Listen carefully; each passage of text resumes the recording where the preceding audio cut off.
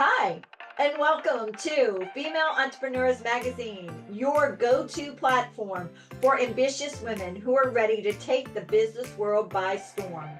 I'm your host, Angel France, and each week we'll dive into the latest strategies, stories, and success secrets from the most inspiring female entrepreneurs around the world. Welcome to the Real Female Entrepreneurs. Today's guest isn't just leading, she is reigning. Meet Lorena of Leadership, a powerhouse entrepreneur, TEDx speaker, and Mrs. Texas Plus USA 2025. As the visionary behind the Leading Lady Network, she's on a vision and a mission to empower women of all shades, shapes, and sizes to lead with unshakable confidence.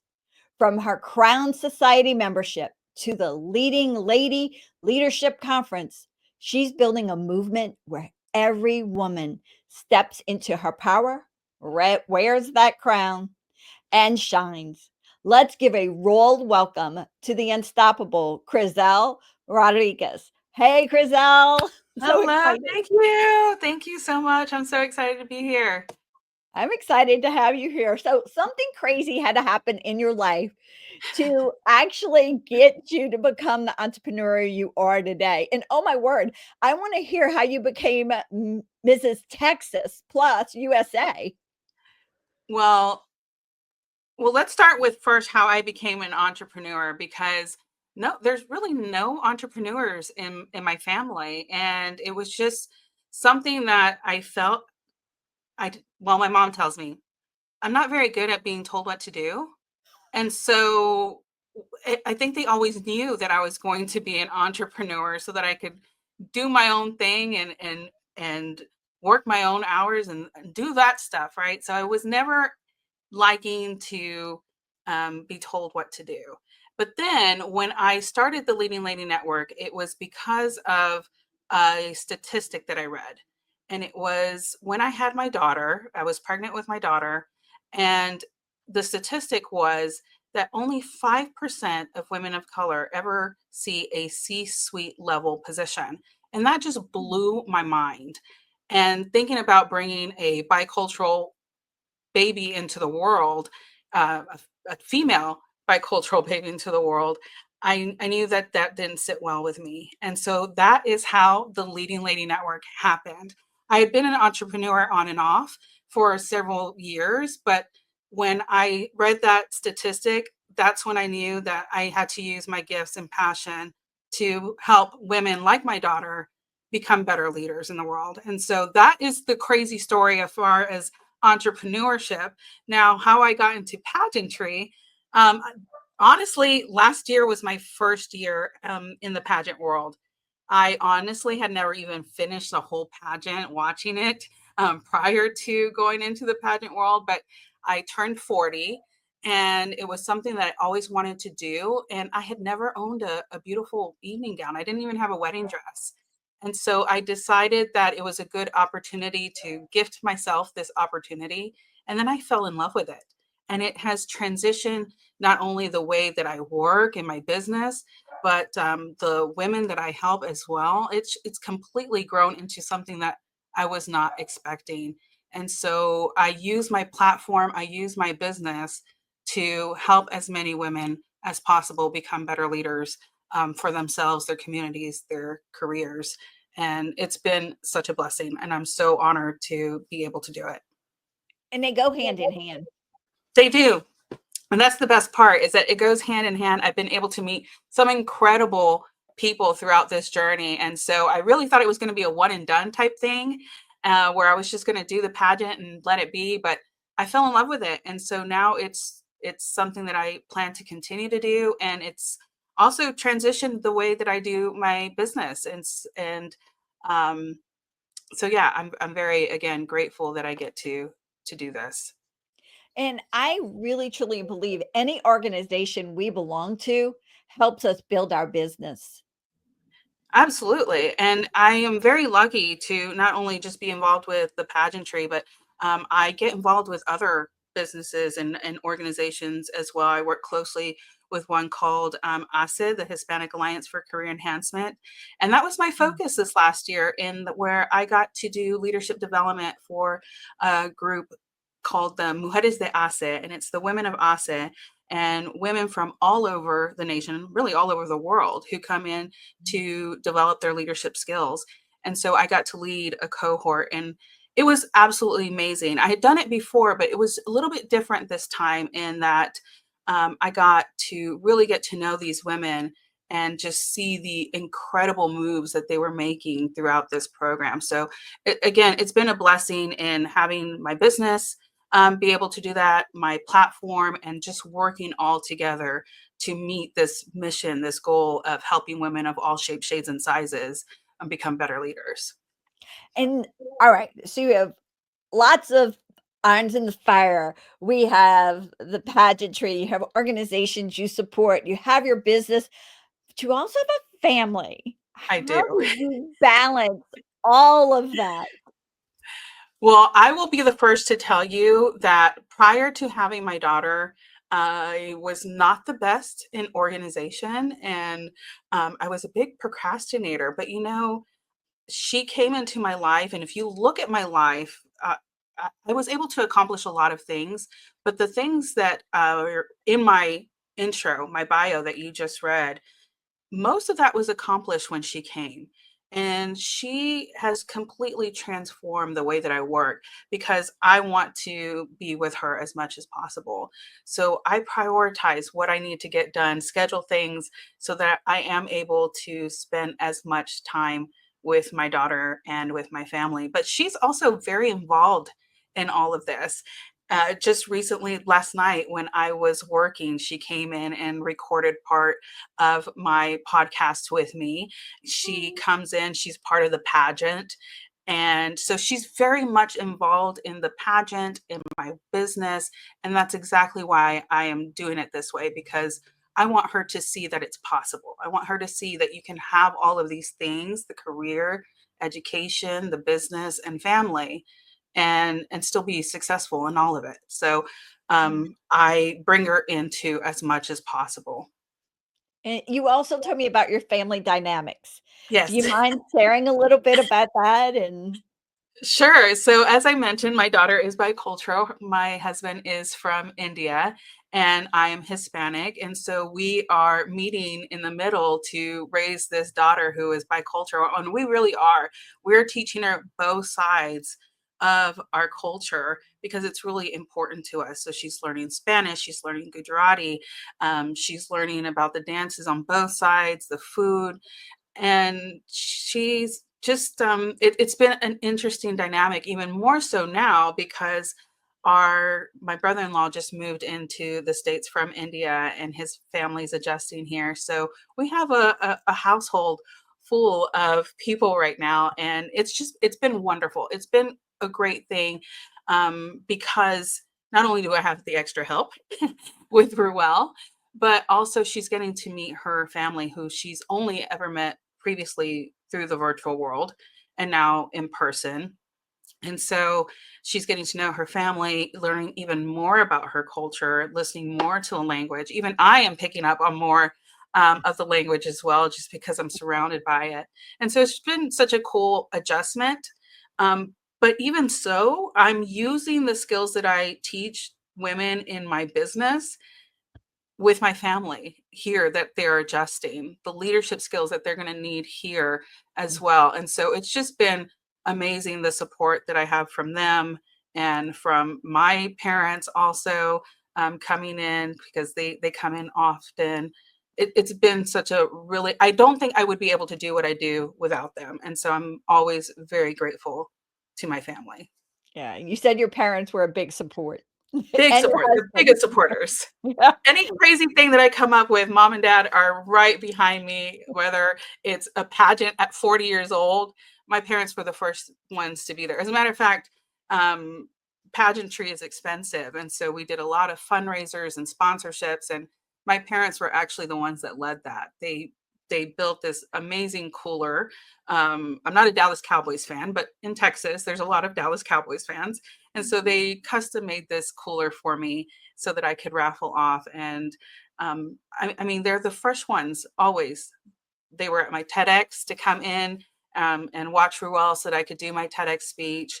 They're the first ones always, always. And I guarantee you, when they watch this, when this is out, they will be the first ones to watch. Yeah, you said your parents and your husband. They're That's right. the support. Yep, They're the definitely. ones. Absolutely. What advice do you have for women who are trying to grow their business right now? Any tips?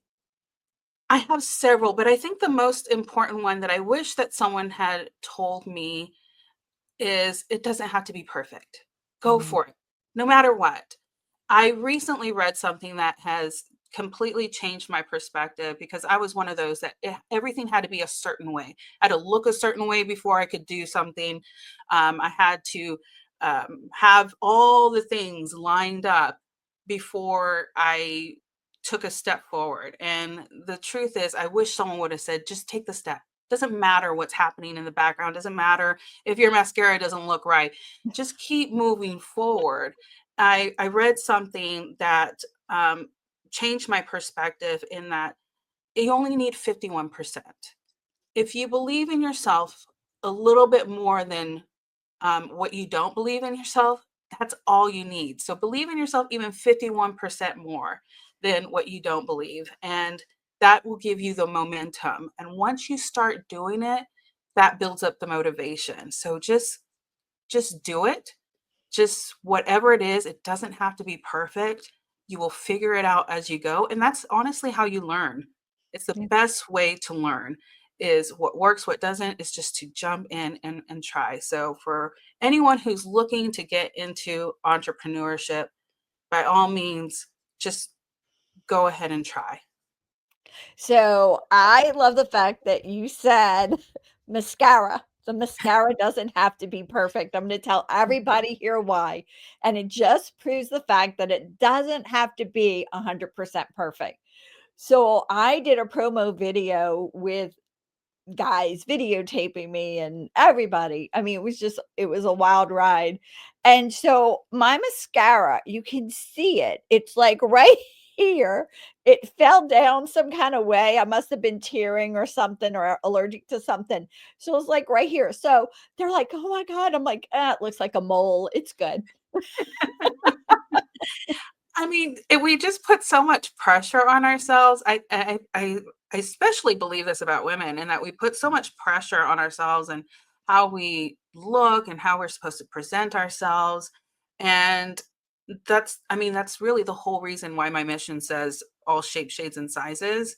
And I'm actually putting in situations in there as well, because that's what makes us so unique. That's what makes us human. That's what people like. Mhm. And we don't have to be perfect because nobody is. No one is perfect. I've yet to even meet a perfect leader. I've met really good leaders, but no one is perfect. And I think we need to get rid of that mentality of having to be perfect, and because nobody wants that, because it's not feasible. And so Not just go authentic. for it. It's It's not not authentic. authentic. Mm-mm. It's exactly. I mean, it's not authentic. And I recently said something in that what makes you unique, it doesn't make you just special, it makes you irreplaceable. And so those are the traits that you want. You want your quirkiness, you want the mess, you want the all of the good too. All of those things are going to enhance your business. It's going to make you a better leader, and Mhm. it's going to draw the right people to your business and to your followers, your the right followers. That's what I'm trying to say. Yeah, the right fit win because you know what? Otherwise, you don't want the ones that are not gonna resonate with you. Exactly. Yeah, it's going to be a waste of time for you and for them. Mhm. And so we want to put ourselves out there as our authentic selves so that we have and help the right people. Yeah. So it just has to be about 50% and just be yourself. 51%. We want 51. just that 1% more. If we believe in ourselves that 1% more, then it can make a huge difference. And that's what it is that you notice, even like in working out or trying a new habit, the more that you do it and the more that it becomes a habit where you it just starts feeling good. It starts feeling like it's a part of you. And it only took that 1% extra to actually do it. And so just try to believe yourself 1% extra, and it can make a huge difference in how you run your business, how you run your family, your career, all of those things. Well, I think that sounds like a good book for you, 51%. I like it. I like it too.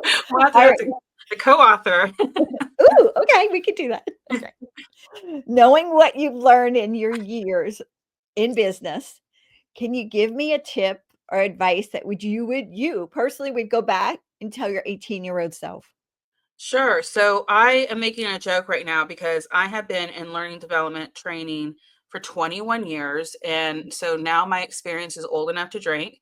And when I first said that, it made me want to go get a drink afterwards. But in that time, in the 20 years that I have been doing training and leadership development, if I could go back and talk to my 18-year-old self, is um, to just believe in yourself.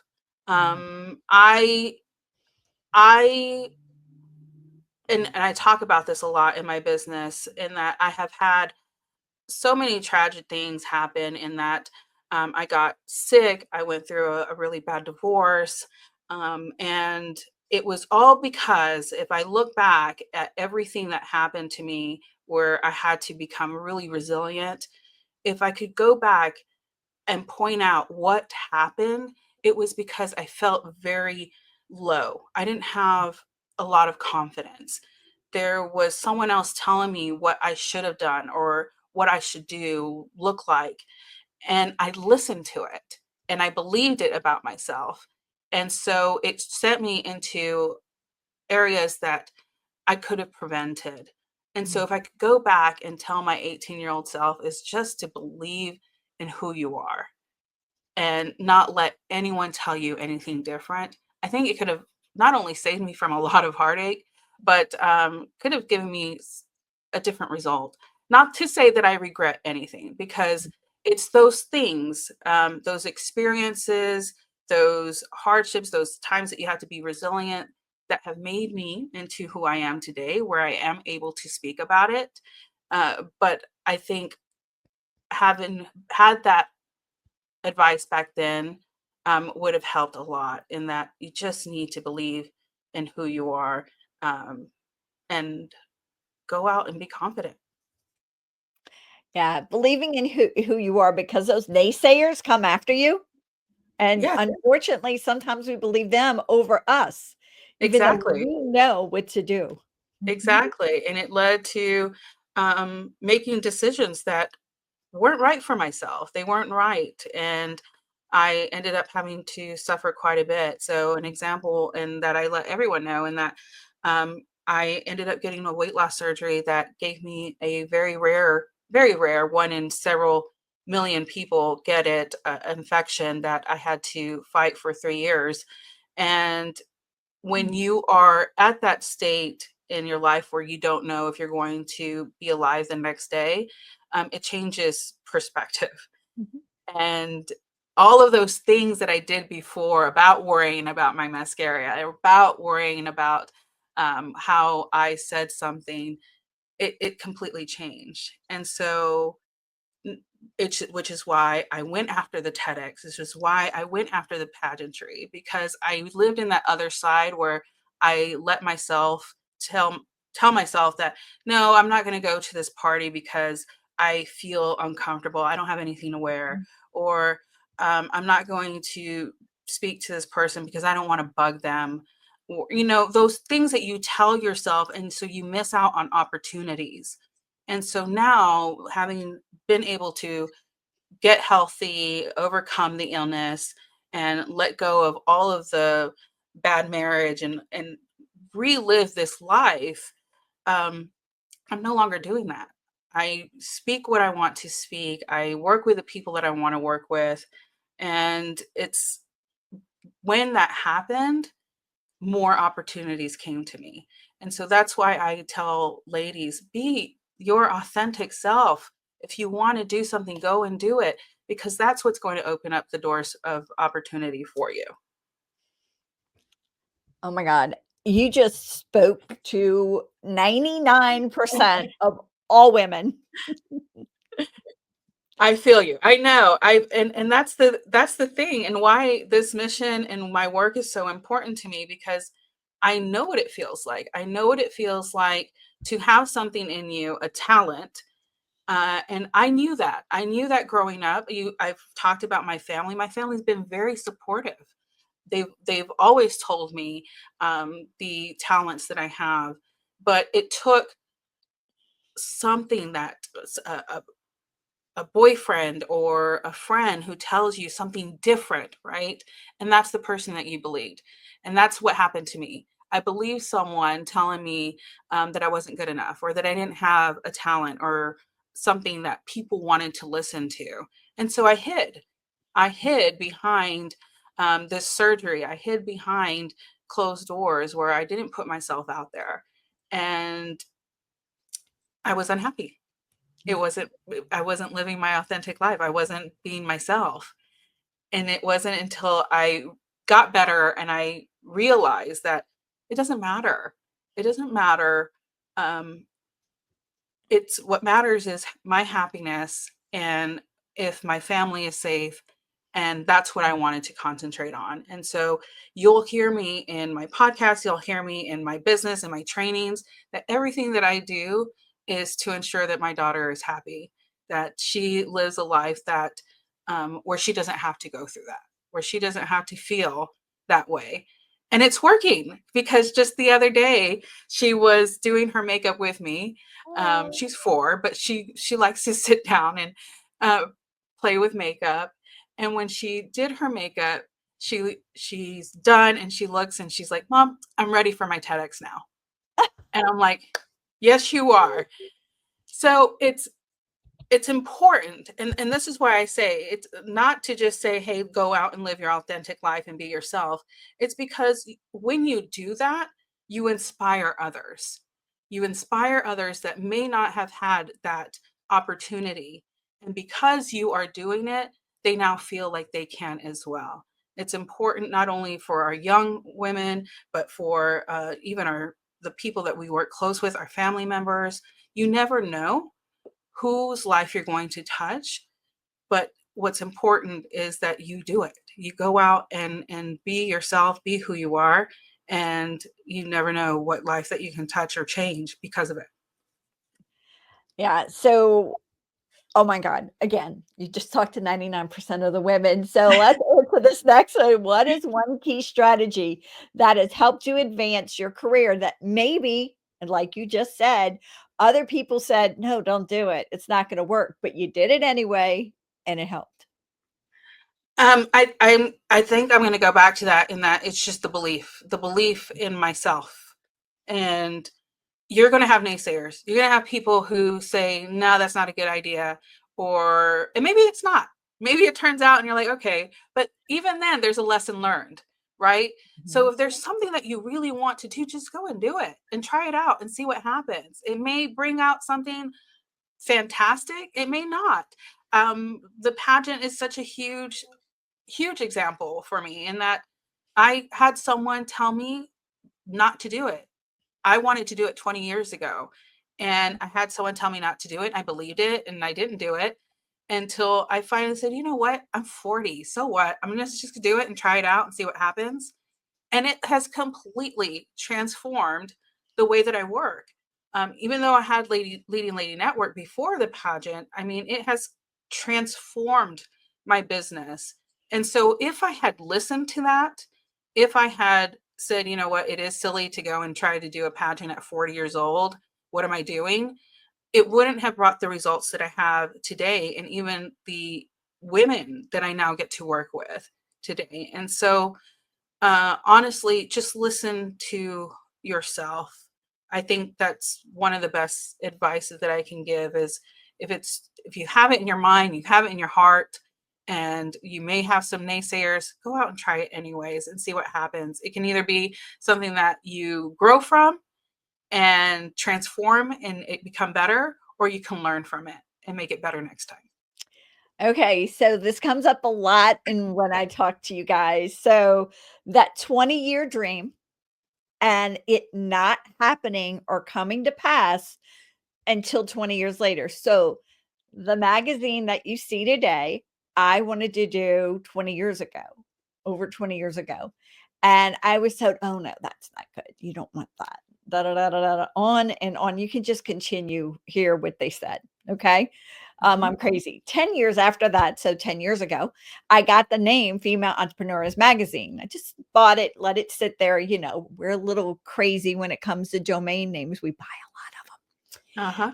We get an idea and we just buy them. It's just a typical entrepreneur thing. And it's okay if you do it out there because we all do it. I have many. Yes. Many. Yes.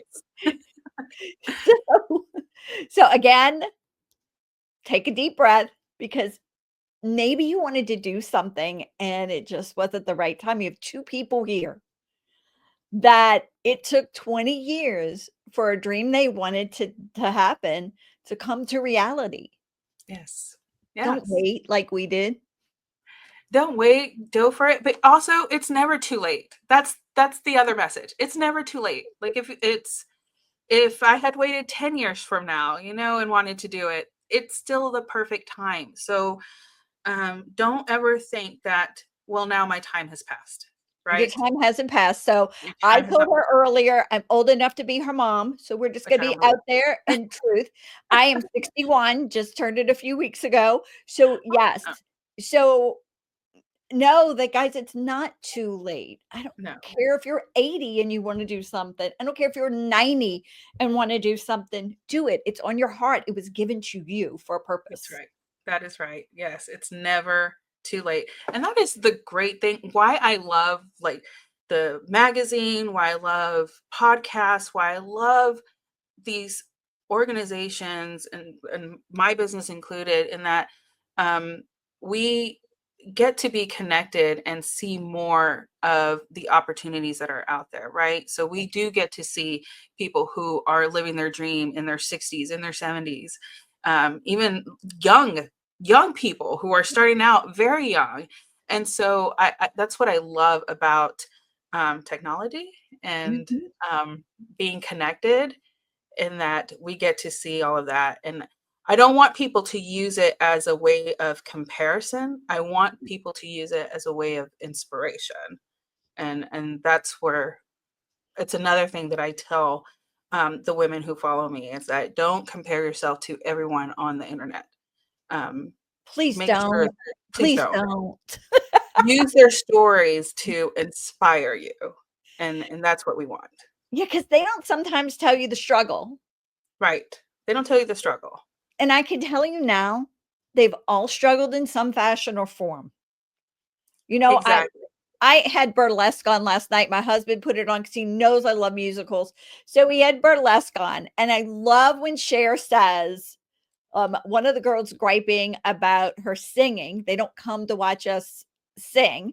I mean, hear us sing. They come to just watch us dance. And she says, and she goes, well, they come to watch her. And he goes, well, no, she didn't pay her dues. She goes, if you sing like that, you paid dues somewhere. Right. That's right. Exactly. And that's such an important message to let people know, is that it's never overnight. There's never there's never an overnight success. We think we may see an overnight, but it really isn't. There's a lot of things that have happened to lead up to where a person is. And it's if you go back and listen, I'm sharing all of that because honestly, Mhm. before the pageant, before having Leading Lady Network, I never shared it. I never shared the struggles that I went through. And now it was the very first episode when I started my podcast, is when the very first time I ever shared that story of my marriage and my illness. I had always hidden the things that I actually went through, but those were so important because they led me to where I am now and the lessons that I'm able to teach and Mhm. how I'm able to communicate with members who are a part of the Leading Lady Network. They're so important, um, to be able to share them. So yes, I love that because it's not overnight. There's always a struggle, and those struggles are what make honestly, I think those struggles are what make strong leaders. They do. And just like you, I had a marriage before, and I actually had a crazy illness. I'm allergic to medicine. Real, yeah, It's crazy. It's that crazy. is But never get crazy. here. So You just yeah. never know. You never know. And that's the important lesson too. And so I think it was really important for me to be able to share that and with the people who are following me because um we see social media and we see people putting on there all their successes and all of these things. So I wanted to put out the real things, the struggle that we all go through. And that's part of being authentic. 100%. Oh my God. I love it. I love being real, and I love that people can see that. All right. You had a superpower for just one day, 24 hours. What would it be? This was really hard for me, but I think my superpower would be to be able to speak every single language in the world for even a day. Because just imagine the amount of people that you could help Oh, and being able to speak multiple languages. I'm fortunate to be bilingual, and that is really important to me, and it's why we're also trying to instill it into my daughter as well. She's actually going to be trilingual. Um, but even just communicating better with my spouse because he grew up as English as his, I think, third language. Um, and so I think that would be such a cool thing to be able to just be able to go and speak and do as many things as possible in a day with all the languages. You never know who you can help. that would be cool. That would be cool. All right. With one fun fact about you that not a lot of people know about. Okay, well, a lot of people that follow me do know this, but they don't know this story. So I'm a huge Chicago Cubs fan. But Huge. you live in Texas. I live in This Texas. is I know. Texas. Mom is from Illinois, and so and this is another story actually. My grandfather, back in the day, WGN was where the Cubs were aired. And so that's how he started picking up English because he started watching the baseball games. And so it became a family tradition, and that we the whole family are Chicago Cubs fans.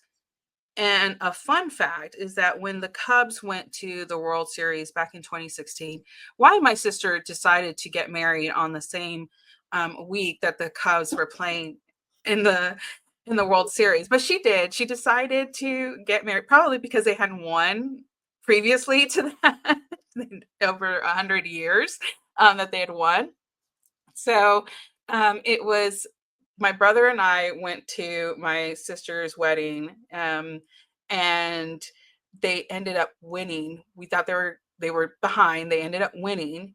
And so my brother and I booked a trip to Chicago to go see Game 5. We left my poor sister, although she wanted to leave too, but she decided to stay, obviously, because she was getting married. Um, we went to Chicago, my brother and I, and saw the game.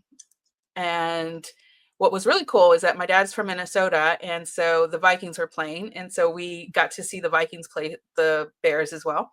But the story is that my brother and I went to the World Series. If anything had happened on our way back, we would have missed my sister's wedding. So we were getting ready on our way back on the plane, in the car, and we made it with like 30 minutes to spare with my sister. And that evening, after my sister got married, the Cubs were playing, and as a family, we got to sing "Go Cubs Go" at her wedding. So it is a family tradition, yes. And that is a fun fact, is that we left my poor sister, but she was understanding. She knew. So She knew I'll we had to go. allow you to be a Cubs fan because That's it's right. been in your world. However, most people who listen know my nephew is a pitcher for the Astros. So That is when they so are not cool. playing each other, you can root for the Cubs. That's right. That is right. I like that. Well, and I love having the Astros nearby so that I can go see a game. So, Yeah. anytime That's the Cubs are here, I'll go. okay. And we know you're going to be a Cubs fan. It's okay. But any other time, you have to be a Astro fan when they're not I don't know playing about the that. Cubs. I can't promise. Well, when they're not playing the Cubs, you can.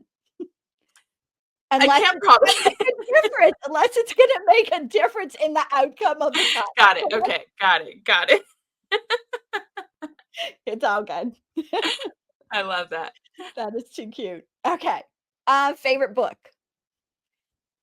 Oh, my favorite book is, and I reference it quite a bit, is The 7 Habits of Highly Effective People. And I think it's just a classic. It's one that you can find in the business section, in the self-help section, in psychology. And I think it's just telling because um, it has such good advice. And one of the things that I believe in leadership, because I'm always asked, what makes a great leader? And if you had asked me 3, 4 years ago, I would have said, you have to be a great communicator, or you have to be trustworthy. And those are skills definitely that make a good leader. But for me, what makes a good leader is the person. You are the leader. And so what I like about the 7 Habits is that it focuses on you. And this year I have really concentrated. One of the habits talks about sharpening the saw. And it's really about taking care and um, expanding your skills in the 4 areas of your life, such as the physical, the mental, the heart, the soul. And so this year I've really concentrated on sharpening my saw and just being better at the skills that I have. And I think it's a great book, but the lessons in there as well, they're timeless. You can pick it up today and then read it again 10 years from now, and it's still going to help you. That is a really good book. All right. What about songs that get you moving and grooving? It could be more than one. Oh, this is really hard for me because I'm a music person, and concerts are my go-to on how I do self-care. Um, so I'm gonna go with uh, I'm gonna go with well, okay, I'm gonna say Ruel. And I named my daughter Ruel after a singer named Ruel, and she has a song called Legends. So that is my go-to. She's very motivational and it just pumps you up. And so I'm gonna go with Ruel Legends.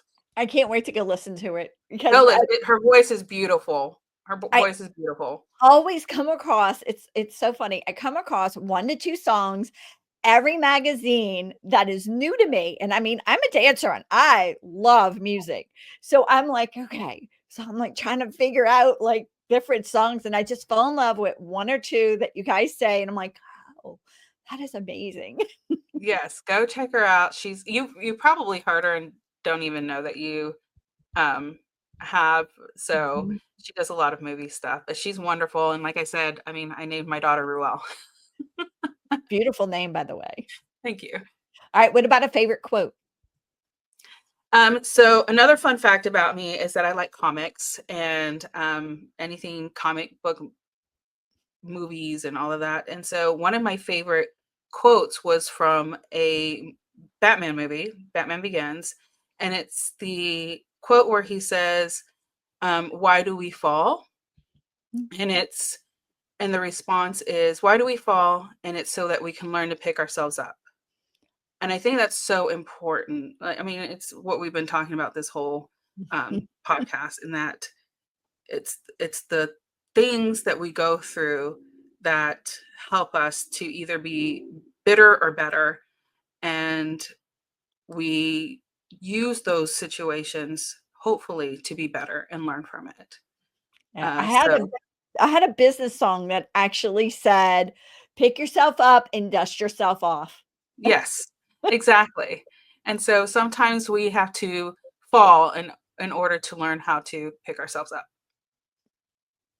Great quote. Thank All you. right. So, what is the best way for our audience to stay connected with you? So the best way is definitely go onto the website, leadingladynetwork.com. I'm also on social media, LinkedIn, under Krizel Rodriguez, or LinkedIn, Leading Lady Network. Um, Honestly, LinkedIn is probably the best way. That's where most content goes out, is through LinkedIn and the website. Of course, you can always reach out to me at the Leading Lady Network podcast as well. So we do a new episode every Thursday, and they're short micro learning lessons. So 15, 20 minutes, quick lessons that we give out every Thursday. So, is there anything else you want to share with our audience that we maybe not discussed or did like to expand upon? Yeah, definitely. So we have a lot of good stuff coming up the rest of the year and into next year. So the big thing that we have going on right now is the Crown Society. And those doors are opening up in May. So right now we are asking people to get on the priority notification list. So you will be the first to know when those doors open again, so that you get exclusive access, a lot more better deals, one-on-one coaching.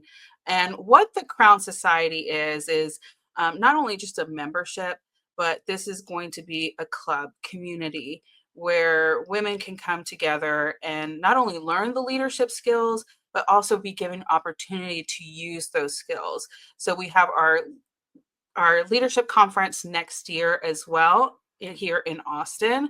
And those people are going to have first access in speaking and teaching. And so we want to make sure that we're not only giving the leadership skills, we're giving opportunities as well.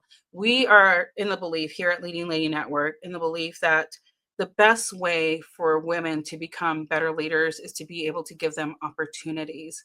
I think a lot of times women have been told that we have to compete with one another, or we feel siloed because we don't want someone else to take what we have worked so hard to get. And I think we need to lose that mentality Mhm. and really open the doors for others and really show them, right? Open the door wide and give them the opportunity to be where you are.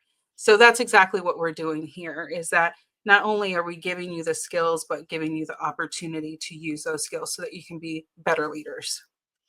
That is a great membership to be a part of, to have that opportunity to actually, be a leader and teach Yes. others on your platform. That's amazing. And, and we're really excited about it. One of the cool benefits of it as well is that everyone who becomes a member gets a crown and sash. And there's a reason for that. It's not just for pageant women, but one of the lessons that I learned through pageantry and confidence is I compare it, because I'm a copybook person, I compare it to putting on a cape or a mask. When you put on that crown, it's transform you into someone different. Um, and so I've learned that putting on that crown brought in this whole other confidence in me, in the way that I speak. And so we're doing that not as a crutch, but as a way to help in bringing out that conversation and showing up to places. And so learning how to use it to get you started, but not rely on it. And so that's one of the lessons that we start off with at the Crown Society. So that is something that we're really excited about. Well, I'm excited to learn more about it and to get the early notifications, and I wanna Yes, thank you for being here with us, Krizel. You're thank amazing. you. Thank you so much. I appreciate the opportunity. Thank you. Thank you. Bye, and have a good one. Bye. Thank you, everyone. Have a good one. Thank you so much for tuning in to this episode of Female Entrepreneurs Magazine. I hope you found inspiration, actionable tips, and a sense of connection with our incredible community of driven women. Don't forget to hit that subscribe button, leave a review, and share the episode with fellow entrepreneurs who are ready to elevate their game. Remember, your success is just the beginning, and we're here to support you in every step of the way. Until next time, keep shining, Keep thriving, and remember, you have the power to create the business and life of your dreams. Stay inspired, and I'll see you in the next episode. Bye.